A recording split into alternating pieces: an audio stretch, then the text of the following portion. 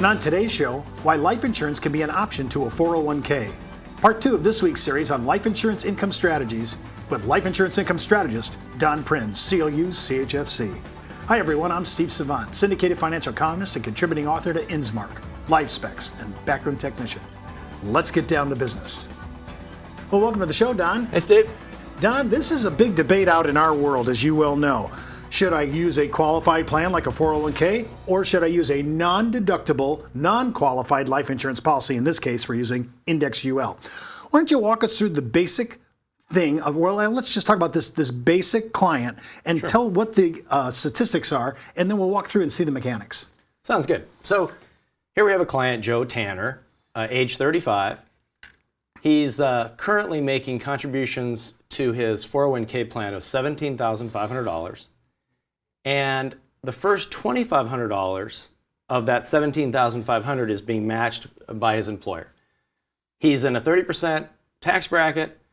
And so the question that we wanted to look at was, I think we would all agree that on the $2,500 that's being matched, that we would always recommend that he continue to do that. Absolutely. Okay. Absolutely. So really the question is, on the other $15,000, so he's contributing $17,500, there's $2,500 of that that's being matched.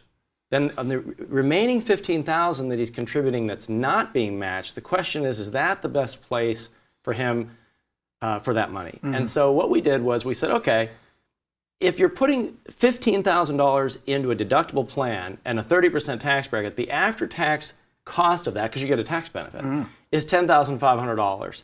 And so let's just click over and take a look at this comparison where we said, okay, the $15,000 is going into the 401k. The equivalent amount of money that could go into the cash value life insurance policy is $10,500, again at a 30% tax bracket. And we wanted to see, okay, if we assume 7.5% on both the 401k and also the cash value life insurance policy, here's how the values would grow out to age 65. So with his 401k, he's got about $950,000, and with we have a $10,500 30 pay, $315,000 increasing death benefit. The policy cash value grows to about $1 million. So we actually at retirement have about the same amount of money in both plans. But then look, here's what's the interesting point. Starting at retirement, when you start taking money out of that 401k, it's going to be taxable. So here are the loans that we took, tax-free loans out of the life insurance policy. And to get the same amount of money, they had to gross up the distributions from the 401k. So what happens is it actually drives the 401k balance to zero by age 78, and the life insurance policy with these tax-free loans goes out all the way out to age, well, the year 60, age 94. Don, can I make sure I understood you correctly? Please. Are you saying that we were behind the 8 ball because we didn't get the deduction like they did? So we were behind the 8 ball, $4,500. They were investing $15,000. We were only investing $10,500. Yes. So this is pretty dramatic when you think about comparing it this way, because really, how did we catch up? Right? Usually people are going to ask that question. Sure.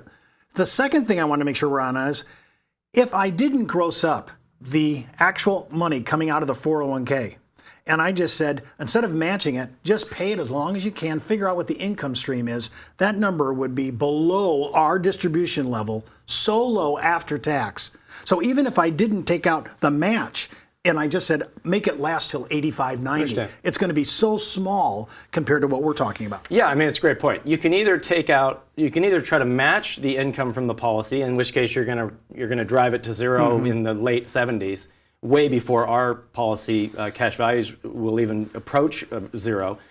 Or you could significantly reduce your income from the 401k and have it last as long as ours, but either way, it's worse. Right. Yeah. Another point here, too, remember, all this money that we've talked about in other shows is your Social Security. This income is includable in your provisional income test for Social Security.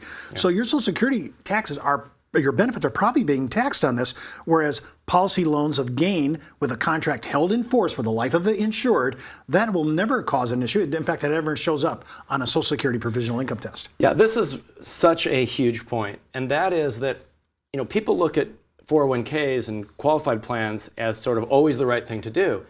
And it really depends on the client's tax bracket. In this case, we have a client with a 30% effective tax bracket. If that were 50, this would be a very different analysis. It might absolutely make sense to put the money in the 401k.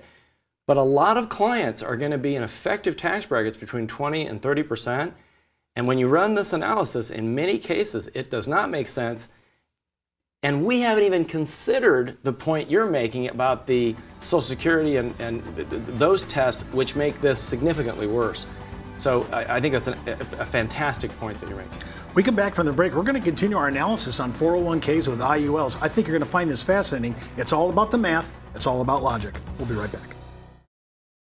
It's not how much money you make for your clients, it's how much money they get to keep, especially in retirement.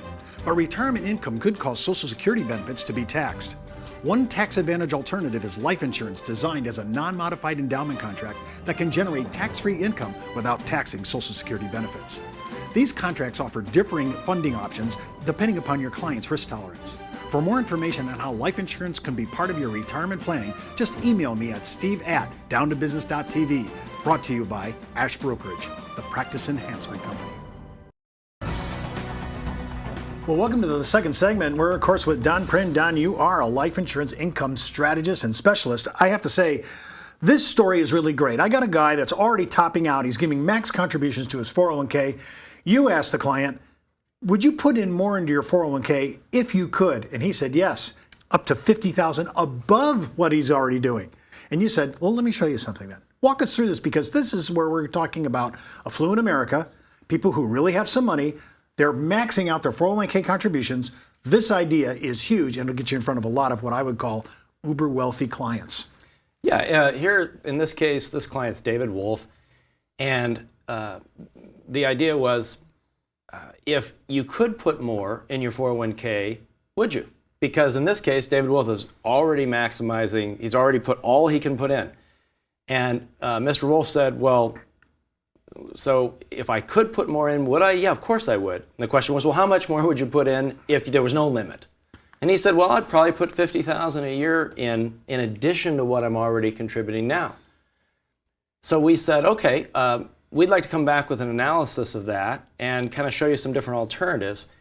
And here you'll see Mr. Olson, a 40% tax bracket. So if you put $50,000 into his 401k, the after-tax cost of that to him in a 40% effective tax bracket is $30,000. And so contributing that $50,000 to 401k, assuming a 7.5% yield, would grow over the next 30 years to, you can see how it's growing here, and then we start taking income out. That same $30,000 a year, the after-tax cost of the extra $50,000 in the 401k, we're showing going into the cash value life insurance policy, and then starting at retirement, age 65, we start taking $33,000 a year out, increasing from both plans. Now remember, with this 401k, that's all going to be taxable, so you got to take more than the $33,000 out to have that net, and we get that net from the policy through the tax-free loans. So here you can see through year 30, and the accounts are pretty close, around $300,000, but let's look and see what happens in the next few years, starting at age 75, and you can see that this 401k plan gets driven to zero by, I think, age 82, Steve? Yeah. And look what's happening with the life insurance policy. The income coming out is still going strong all the way out to age 99. Yeah, this is amazing, because if he could put $50,000, we'd almost be able to argue it still doesn't work. Even if you had $50,000 to put into your 401k, I'm not sure the math supports it.